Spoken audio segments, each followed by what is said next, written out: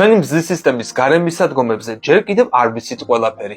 წესგაკეთებული აღმოჩენისა და დასკვნის მიხედვით კი მზის სისტემას გარს აკრავს არჩდილისებრი ნათება, რომლის წარმოქმნის მექანიზმი ჯერ ცნობილი არ არის. ეს ანალიზი ჰაბლის კოსმოსური ტელესკოპის ახალ მონაცემებზე დაყრდნობით გაკეთდა. ახალი ანალიზი ადასტურებს, რომ მზის სისტემის გარშემო სივრცეში ზედმეტად ბევრი სინათლეა.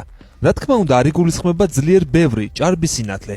ეს გახლავთ უბრალოდ ოდნავი აჩრდილისებრი ნათება, სუსტი სიჭარბე, თუ გავითვალისწინებთ სინათლის გამომყოფ ყველა ობიექტს. აჩრდილისებრ ნათებას, როგორც მას ასტრონომები უწოდებენ, ვერ ხსნის ყველა ის ვარსკვლავი, რომელიც მზის სისტემას გარს აკრავს.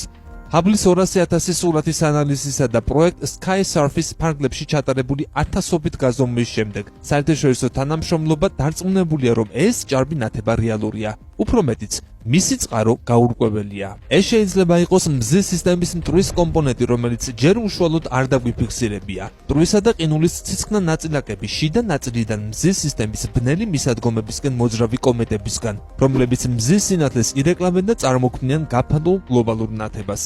სინათლის ეს წყარო ჩვენთან უფრო ახლოს იქნება, ვიდრე კოსმოსურ ზონდ New Horizons მიერ დაფიქსირებული ჭარბი სინათლე. ამ ხომალდმა პლუტონს გადახმა მზის სისტემის გარეთ ოპტიკური სინათლის სიჭარბე დააფიქსირა. გარემომცველი სინათლე პლანეტებს, ვარსკვლავებსა და გალაქტიკებს შორის სივრცეში ძნელი დასაფიქსირებელია. თუმცა, როდესაც მას დავინახავთ, ხანდახან აღმოვაჩენთ, რომ ყველაფერი ისე არ არის, როგორც ველოდით.